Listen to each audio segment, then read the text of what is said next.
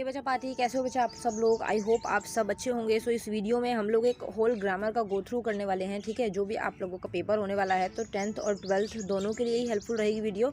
तो 10th वालों का पेपर पहले है तो इसलिए आप लोग फटाफट से बस ध्यान दीजिएगा, ठीक है। और ये जो मतलब कि वीडियो है इसका जो लिंक होगा वो आपको डिस्क्रिप्शन में मिल जाएगा, तो परेशान मत होइएगा, ठीक है। सबसे पहली चीज़ जो है संधि आ रही है आप लोग आपके पेपर में, तो 1 या 2 नंबर की आएगी, ओके। तो आप लोगों को इसके अंदर जो है बहुत ज़्यादा डिटेल पढ़ने की ज़रूरत नहीं है, बस कुछ थोड़ा थोड़ा मोटा मोटा पढ़ लीजिएगा। जैसे संधि की परिभाषा क्या होती है, जो कि क्वेश्चंस जो है वो संधि विच्छेदीय संधि करने पर आता है, तो परिभाषाएं ज़्यादा एग्जाम में नहीं आती हैं। फिर भी स्टिल आपको सिर्फ संधि का मतलब पता होना चाहिए कि संधि का अर्थ होता है मिलना या जुड़ना, ठीक है। निकटवर्ती वर्णों के मेल से होने वाले परिवर्तन को ही संधि कहते हैं, ठीक है। उसके बाद में संधि के भेद आपको ध्यान रखने हैं। क्वेश्चन आ सकता है कि संधि के कितने भेद होते हैं, तो इसके 3 भेद होते हैं, स्वर संधि, व्यंजन संधि और विसर्ग संधि, ओके। फिर स्वर संधि के आगे भेद आ जाते हैं, तो इनको आपको सिर्फ लर्न नहीं करना है, सिर्फ रीड करना है, ठीक है। क्योंकि यहाँ से क्वेश्चन जल्दी से नहीं बनते हैं। ये क्वेश्चन जो है देखिए, ये वाला क्वेश्चन 2017 में रिपीट हो रखा है कि भेद कितने हैं, संधि के भेद। तो संधि के भेद 3 होते हैं। मेजर क्वेश्चन जो है ये बनता है, तो ये आपको याद करना है। दीर्घ संधि किसे कहते हैं, और मतलब कि आगे जो है इनके क्वेश्चंस जो अगर बनते हैं, जो क्वेश्चंस बने हुए हैं उनके मैं एक बार आपको बता दूंगी। दीर्घ संधि का मतलब बच्चे देखो ये होता है, दीर्घ का मतलब होता है लंबा, जैसे बोलते हैं ना दीर्घायु भव, भगवान लोग आशीर्वाद देते हैं, है ना। तो दीर्घ का मतलब होता है बहुत लंबे साउंड। तो यहाँ पर दीर्घ संधि का मतलब है जैसे जो छोटा और बड़ा साउंड मिलकर जो है वो लंबा साउंड बन जाता है। जैसे छोटा आ और बड़ा आ मिलकर बड़ा आ बन जाएगा, छोटी ई मिलकर बड़ी ई बन जाएगी। तो ये सारी चीज़ें जो है वो बड़ी ई, बड़ा आ, बड़ा ऊ इनमें कन्वर्ट होती हैं, तो उसे दीर्घ संधि कहते हैं, ओके। सबसे ज़्यादा इजी यही संधि होती है, तो इसको आपको पढ़ लेना है। जैसे छोटा आ और छोटा आ है वो मिलके बड़ा आ बन जाता है, ठीक है। जैसे मैंने ये लिखा क, तो ये क जो है अगर इसके पैर में हलंत है तो मतलब ये आधा क है, ठीक है। उसके बाद में एक और छोटा अ लगा दूंगी, तो ये पूरा क बन जाएगा, जो क से कबूतर हम पढ़ते हैं, ठीक है। तो इसलिए जब भी आपके पास कोई अल्फ़ाबेट आता है, जैसे मैंने म लिखा है, तो ये म जो है सिर्फ अकेला म नहीं है, ये आधा म और छोटे आ इससे मिलकर बना है, ठीक है। तो इसलिए मैं जब अगर म लगा दूंगी, ये प्रॉपर म लगाया मैंने, फिर उसके बाद अगर मैं अ लगा देती हूँ तो ये म के बाद अ ऐड हो गया, तो ये बन गया माँ, ओके। तो इस तरीके से आपको थोड़ा सा ध्यान रखना है। उसके बाद गुण संधि के नियम बताने हैं, और गुण संधि के अंदर अ और आ के आगे ई या ई हो तो दोनों मिलकर ए हो जाते हैं, ठीक है। दीर्घ संधि में छोटा अ प्लस छोटा अ मिलके बड़ा आ बन जाता है, और इसमें अ प्लस ई जो है ये दोनों मिलके ए बन जाते हैं, ठीक है। तो ये भी इजी है और इम्पॉर्टेंट भी है, इसलिए इसको कर लेना। जैसे परम लिखा है और ईश्वर लिखा है, तो ये देखो परम में लास्ट में म है, तो मैंने म में आपको बताया ही है कि म में अ है, और प्लस में ई लिखा हुआ है, ई छोटी ई बड़ी ई जो भी लिखा है, तो वो इधर होके म पे ए की मात्रा बन जाएगी, ठीक है। तो इस चीज़ को थोड़ा सा ध्यान रख लीजिएगा। उसके बाद में वृद्ध संधि क्या होती है, कब होती है, तो ये वही है जब अ और आ होते हैं तो ये बड़ी ए बन जाते हैं, ठीक है। तो इसी तरीके से हैं, इसको आप देख लीजिएगा। और फिर उसके बाद यण संधि आ जाता है। इसके अंदर से आपके पास क्वेश्चन जो हैं वो संधि वाले आते हैं, तो आपको बस थोड़ा सा ध्यान रखना है कि ये और ये मिलकर क्या बन रहा है। बस संधि के अंदर ज़्यादा कुछ आपको डिटेल करने की ज़रूरत नहीं है। बच्चे बहुत कन्फ्यूज़ हो जाते हैं और बहुत ज़्यादा इसमें टेंशन ले लेते हैं। ये सिर्फ ज़्यादा से ज़्यादा 2 नंबर का आपके पास पेपर में आएगा, तो इसलिए सिर्फ उतना करना जितना आप दिमाग में रख पाओ, ओके बच्चे, ठीक है। तो ये आपकी संधि हो जाती है।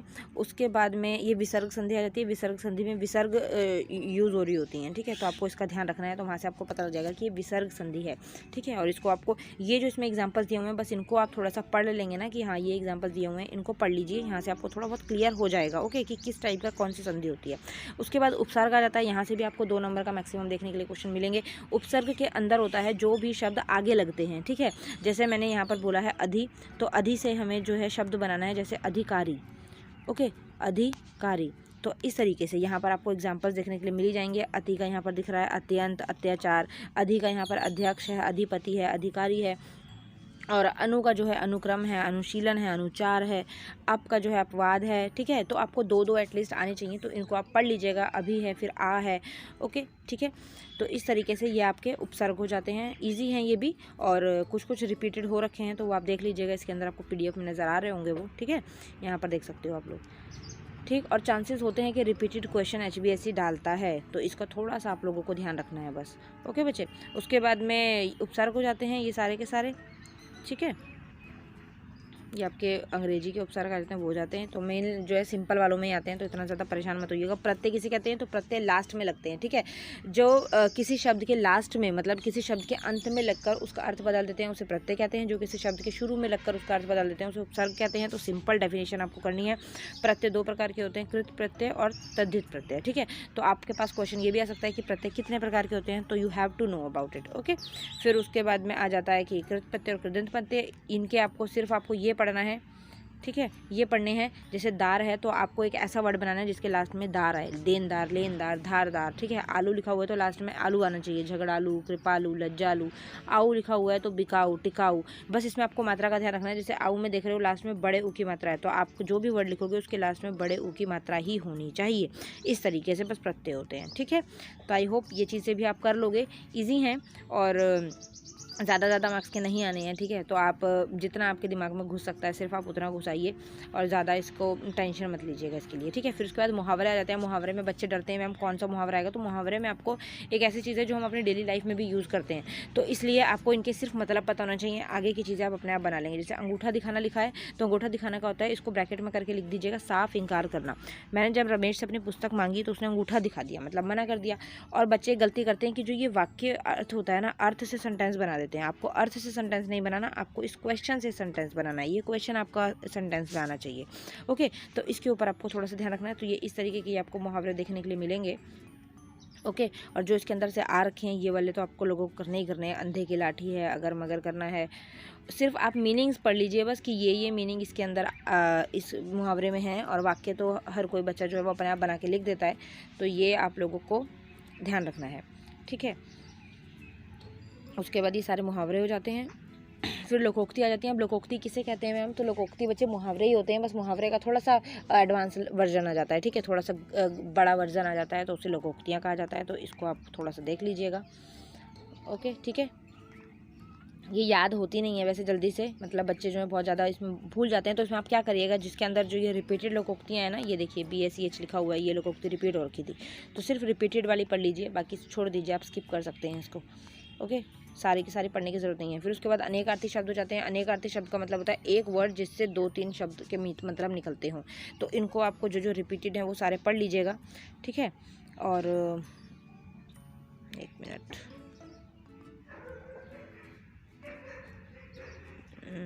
ये देखिए, ठीक है। तो ये आप रिपीटेड वाले पढ़ लीजिएगा और जो जितना याद कर सकते हैं उतना कर लीजिएगा। मैक्सिमम 1 या 2 नंबर का हर एक टॉपिक में से आना है, तो इसके अंदर आप लोगों को ज़्यादा परेशान होने की, ज़्यादा टेंशन लेने की ज़रूरत नहीं है, ओके। बाकी क्वेश्चन आंसर्स पर ज़्यादा फोकस करिएगा। उसके बाद अयोगवाद शब्द क्या होते हैं, ठीक है, और ये इसकी डेफिनेशन है। और अलंकार किसे कहते हैं, अलंकार आई होप आप लोगों को पता होंगे, वैसे आप लोगों के एग्जाम में शायद नहीं आ रहे हैं, फिर भी मैं आप लोगों को हल्का हल्का सा बता देती हूँ। अनुप्रास अलंकार होता है जो इजी तरीके से करिए। समास की मैंने ईजीएस्ट वीडियो बना रखी है, तो वो आप लोगों को मिल जाएगी। जहाँ व्यंजनों की बार बार आवर्ती के कारण चमत्कार हो उसको अनुप्रास कहते हैं, ठीक है। उत्प्रेक्षा के अंदर मतलब कि एक ही जो साउंड है वो बार बार आएगा, ठीक है। जैसे कि यहाँ पर एग्जांपल देख सकते हैं, तरनी, तनुजा, तट, तमाल, तरुवर, बहुछाए, तो त आपको नज़र आ रहा होगा, तो इसके अंदर आप देख सकते हैं, ओके। तो यहाँ पर ये अनुप्रास अलंकार हो जाता है। उत्प्रेक्षा अलंकार क्या होता है, जहाँ समानता के कारण संभावना या कल्पना की जाती है। जहाँ पर भी आप लोगों को इसमें ये दिखेगा ना कि से, जो मतलब कि किसी से किसी की कंपेरिजन किया जा रहा है, तो वहाँ पर उत्प्रेक्षा अलंकार होता है, ठीक है, ओके।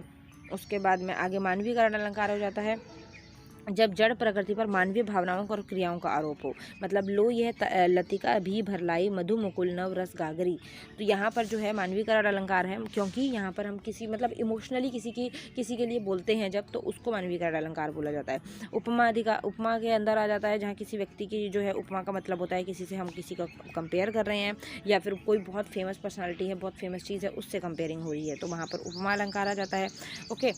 और देखो यहाँ पर लिखा हुआ है सा, जो, ये सारी चीज़ें यूज़ होती हैं इसके अंदर, ओके। अतिशयोक्ति के अंदर जब बहुत बड़ा चढ़ाकर, अति का मतलब होता है बहुत ज़्यादा बड़ा चढ़ाकर बोलना, तो जब बहुत ज़्यादा बड़ा चढ़ाकर किसी के बारे में कुछ बोल रहे हैं, तो वहाँ पर अतिशयोक्ति अलंकार होता है, ठीक है। आगे जो है दोहा आ जाता है। इसमें आपको बस कुछ चीज़ें याद रखनी है। दोहा का मतलब कि क्या होता है, दोहा मात्रिक अर्धसम छंद है। इसमें कुल 4 चरण होते हैं। तो क्वेश्चन आ सकता है दोहे में कितने चरण होते हैं, तो उसमें कुल 4 चरण होते हैं। विषम चरणों में 13 और सम चरणों में 11 मात्राएं होती हैं। ठीक है, ये देखिए, देख रहे हो ना यहाँ पर कितनी बार आ रखा है, तो मतलब ये चीज़ जो है बहुत बार पूछी जाती है, तो इसको आप देख लीजिएगा। विषम चरणों में 13 और सम चरणों में 11 मात्राएं पाई जाती हैं दोहा में।